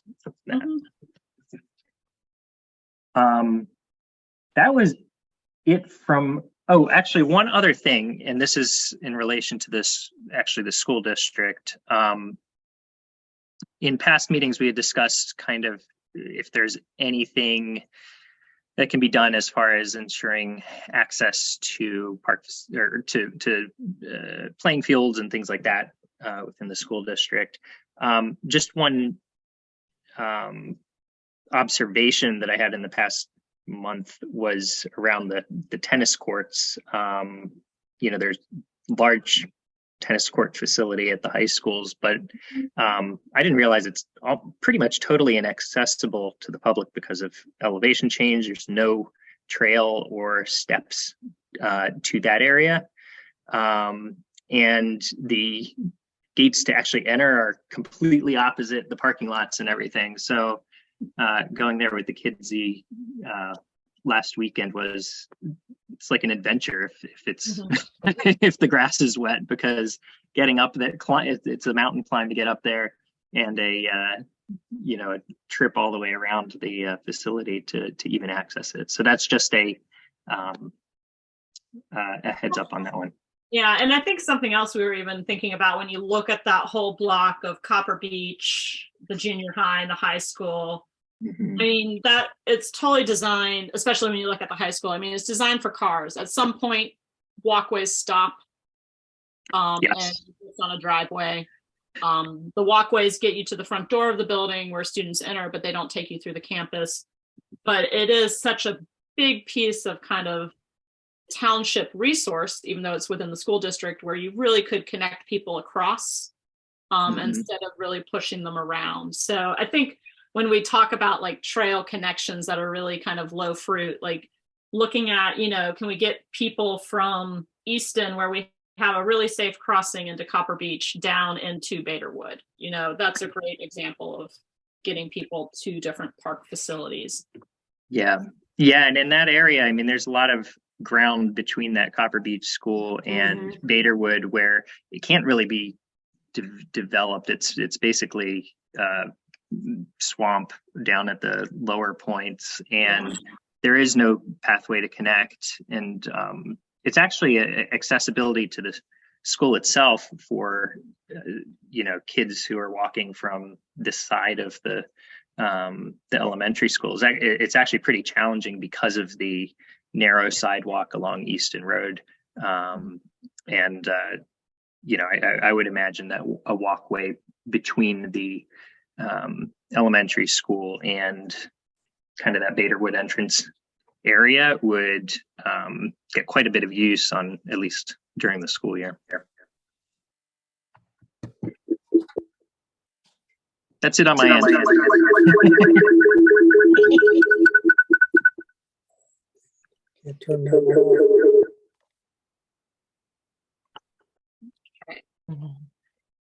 If I could just make a comment about, I love that you have included and brought light to scholarship opportunities.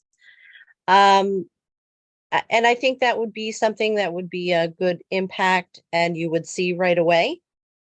Not necessarily something tangible, but an opportunity for families to attend the programming that then they can't afford it. And also bringing the light to the ADA and inclusiveness.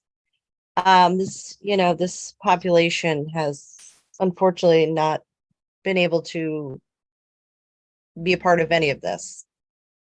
So bringing that to the forefront, I think, and making that a priority, even if it's something as small as making walkways to the actual park to get them there. I think that's good that we do something like that. Thank you. Joe, I saw your hand go up. Yes, having trouble finding that. Back to the elementary school and the high school. To the north side of the elementary school, there's a parking lot where the housing project is, and a gravel walk that goes along that north side of the trails all the way up to the road going through the school. And then on Ghost Road going towards the school, sidewalks on one side, it gets to the top of the hill, jumps to the other side. I'm not sure there isn't walkways through, is what I'm saying. The gravel walk may not be what you'd like, but and then going from Ghost all the way to the tennis courts, there might be one section where they need walk or at least steps to the tennis courts. But I think there's paved walks everywhere. They jump around though. Okay, thanks.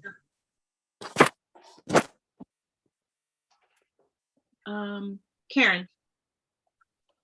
I just wanted to comment. I was on a vacation in Arizona last week, and I took a guided hiking trail, and the guide had told us that there was this particular park was 26 acres, and it was purchased by a developer in the 90s, and of course they wanted to, completely demolish it and put up, condominiums, et cetera, or Walmart or whatever. And the residents were like furious. So they tried to block it, and it got to the point where they've exhausted all of the avenues that they could possibly do.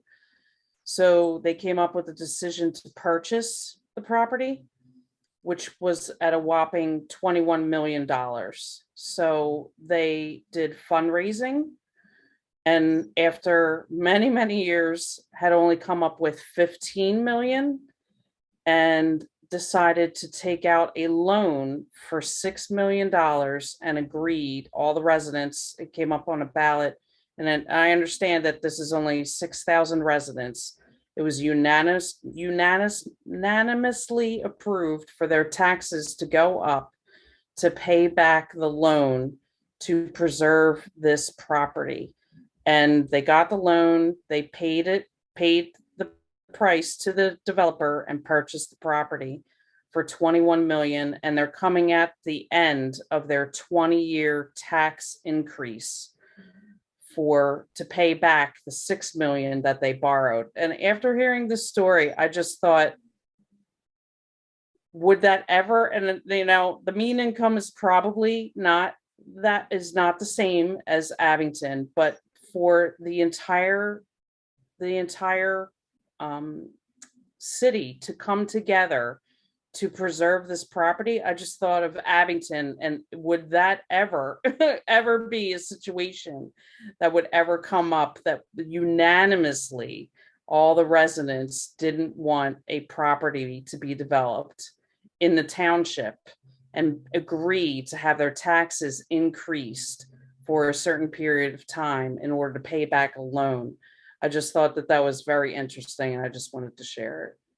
Yeah, and I mean, to that point, many of your communities within the Delaware Valley region, right? So the Philadelphia metropolitan region are doing just that. They're looking at farms that are slated to be developed and deciding that it's important that that not be developed for their community. I think the one thing that speaks the most to people in Abington is traffic. I don't want more traffic, right? Every time something comes up, and we should probably add it to the map, is Willow Grove Mall. There's always rumors about what's happening at Willow Grove Mall, right? And how is it going to affect traffic? So I think when you think about what do you do with that land if it's not traffic, by no means should the whole mall be parkland. I think that would be pretty it used to be parkland. Right. Yeah, well, it used to be private parkland, but I'm just saying in terms of today, I don't think we need a park that size, but should a portion of it be parkland again? Maybe. Yes. So yes. So I think when you think about those things, like I think as a community, it might be a value where people are willing to say, yes, I will pay to make sure that we have that opportunity. Right. Because what will happen you're not going to have 20 years to pull together the money in Abington to buy it. Exactly. Tim. I mean, I think Karen's point also connects back with what Matt said, is this notion of, I think the committee feels strongly, or even just considering the income taxes, because we just question where this money is going to come from when it's available. And it's not, I understand the reality of local politics, but I think we want this committee to continue. We want to feel like we can contribute and make a difference, because we feel like, hey, at this time, maybe it's not okay that parks get cut. Maybe it's not okay that someone like Leah moves into this neighborhood thinking it's a wonderful place and then gets to the park and says, oh, I'm not sure I exactly got sold a bill of goods here. So I do think money comes down to that point. When you're doing the comparison in the final report to our peer institutions, the other towns in Pennsylvania, New Jersey, you've benchmarked us against, New York. I tried this myself a little bit. I'm just not my strength. What is the percentage of their budgets that it's going to Parks and Rec? I don't know if it's worthwhile calling out to sort of in a way indicate to Abington to make them recognize that this is what it takes, or this is what you effectively need to be budgeting properly to run your parks department. The other thing, other things are written down. And Pat, if you're on, this kind of speaks to something you were talking about earlier. And I know we haven't had the stakeholder meeting with Abington School District yet. The school district has changed their rules for field usage for the spring. They are no longer just giving blank permits for any baseball or softball to be played on their fields. They're now requiring no games to be played the day prior to a scheduled event for an Abington high school or junior or middle school team. So that creates a pinch point a little bit for some of the local sports leagues, particularly the ones that rely heavily on those fields at the middle school and high school. Just so you're aware of that. And also, just to the last part, Sarah, going back to your question, your prioritization question, when you send out that email, one is right away, 5 is down the road, or maybe it's going to be 5's right away and 1's down the road, whatever you choose that to be. Don't confuse it, Tim. I thank you. I'm confused. I hope there's clear instructions in that email. I'm like, with that instructions, I would also encourage you to say, and this is because I do a lot of committee work, this is when we need this by. Yes. We need these things by deadline. April 20th, and everyone needs to be able to submit this because we want this. whatever the case may be, and just to make sure that any momentum we have isn't lost. Okay, that's great. Pat, do you want to speak to the resources question and budgeting? Sure. As compared to peer-to-peer, I can certainly look into that to the neighboring communities and communities of your size and give you a percentage.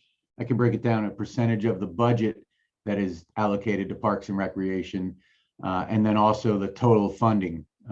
Their budgets may be much larger than Abington, so while the percentage might be the same, it's a lot more money that could go to Parks and Recreation. So I can break it down both ways for you, for communities of your size, and then also your neighboring communities, just so you can get an idea of what Upper Moreland spends, what Upper Dublin spends, as related to their budget. I'll also look at then what capital improvement budgets are to get a comparison as to, hey, Upper Moreland spends about $200,000 a year in park improvements, and Abington's spending $30,000 or whatever the numbers are. So I can look at all of that for you. Can I quote you on that number, Pat? No. So we are coming up on 2 hours, and I do want to make time for public comments. So any last comments from the committee? All right. Can we let Ross A speak? Ross, whenever you're ready. Hi, can you hear me? Yes. Awesome. Hey, everybody. Ross Abel. I live over in the area near Noble.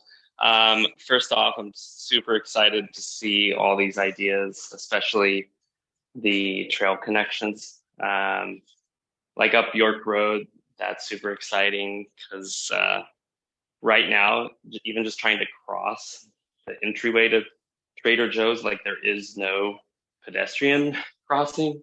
The experience of being able to like have an actual separate path in these ways would be awesome. I wanted to mention the Baderwood. I'm not sure if y'all looked at the Abington Trails plan from, it's like 1998, and they actually had the path identified from Noble up through Baderwood, and went all the way up to the cemetery. And I think one of my neighbors was on the Trails Committee at the time, and so he remembered that it actually got approved by the township and was going forward, and I think it got shut down by neighbors. But not sure if you guys were aware of that, but that actually wasn't one of the plans. On the income tax, I wanted to ask, do you know, is there a way that you could limit that according to income so that, like we're seeing in Philadelphia with the high income tax, like it affects our low income folks the most versus something like a property tax. We actually can't have graduated income tax in Pennsylvania. Yeah. That's like my one worry is how that hits our low income folks the most.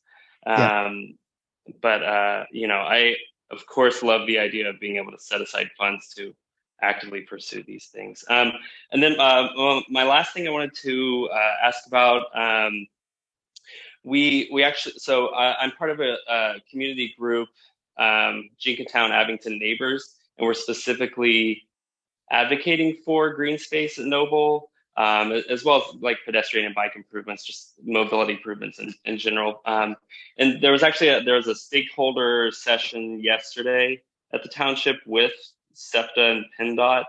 PennDOT's conducting a study of the Noble Fairway area.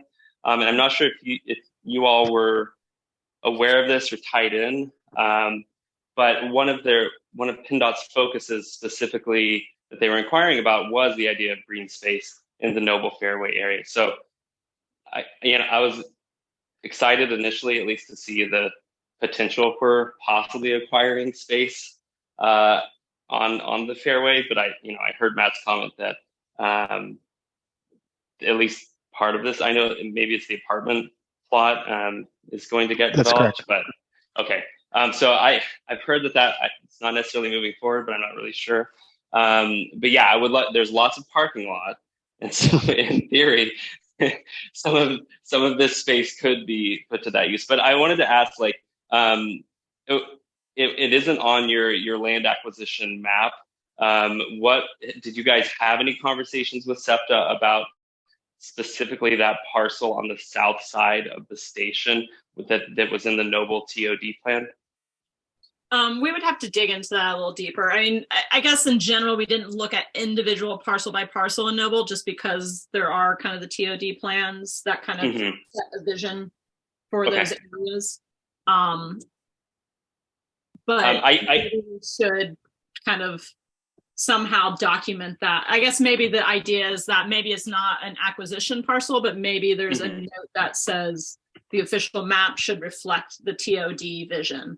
Okay, yeah, cool. Yeah, that would be great. And I just to update like on the conversation as it was going yesterday with SEPTA, like they seemed like it would have to, any improvements that would merit, sounded like they'd be more likely to lease that space versus sell, that they'd be more inclined if there were other improvements that were happening that would increase ridership.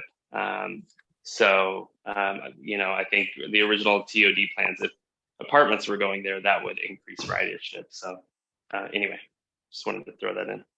Great, thanks, Ross. Let's see.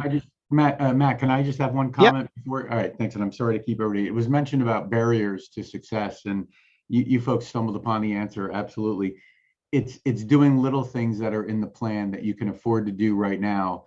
But more than that then is boasting about, hey, this was in the plan and hey, we've done it. Whether it's wayfinding signage, which I think was talked about here, ADA pathways to playgrounds or pavilions or even a new playground. When you do those things, the low-hanging fruit, we're calling it, you need to make sure it's publicized so that people can compare it with the plan. And the more little things you do, the more steam and the ball gets rolling, and then the plan continues on. The worst thing we do is we get these plans and they sit on a shelf for 2 or 3 years, and then all the energy is lost. So I love the ideas that you folks brought up, and that is exactly the way to go. Thank you. I see one other member of the audience, Kay Leach. If you want to comment, raise your hand. I don't usually do this, but there's very few people here, so I thought I'd solicit. Okay. Apologies if you hear any screaming in the background here. It's bedtime. With that, I think we can adjourn the meeting, and we'll look for an email from Sarah and team regarding the survey from the committee. Yep, and we will hopefully see you at the public meeting. Great. Thank you. Thank Thank you. you. Thank you. Folks.